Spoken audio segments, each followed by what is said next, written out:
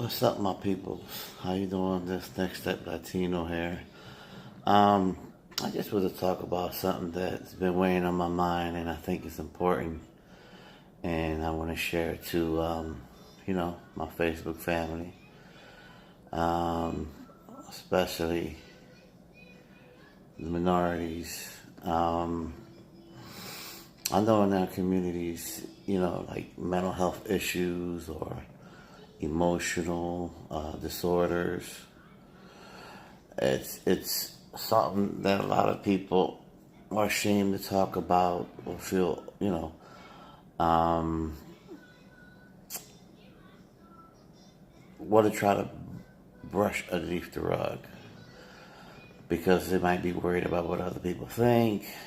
They just might be scared that it's worse than what they think it is. I just want people to know that emotional disorders and mental illness is prevalent in today's society, and especially in our communities and in all communities. But a lot of children and a lot of adults go untreated, and that's not good because something that it's a molehill can wind up building up to a mountain if it's not addressed. I speak of this because I've had issues with anxiety disorders / depression. They always kind of go hand in hand. They're like salt and pepper.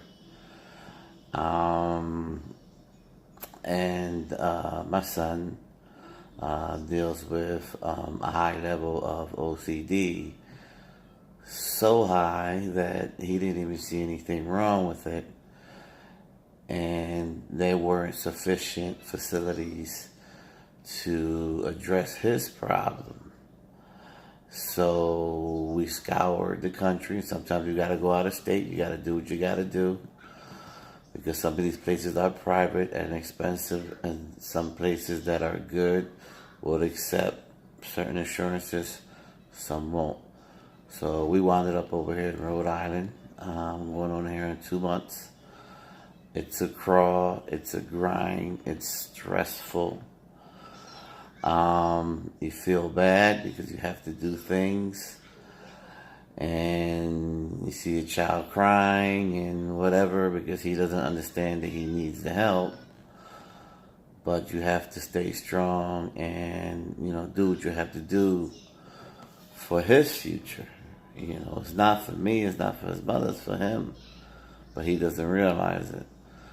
So, I'm sure all parents have been there, even when it was just giving your child an immune shot, You see them crying and begging, and looking to you for help, and the best way you can help them is to allow it to get done. So be brave.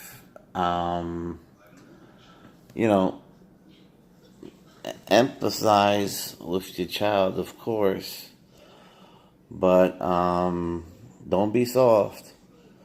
Sometimes you start off being soft, or you start off, as light as possible.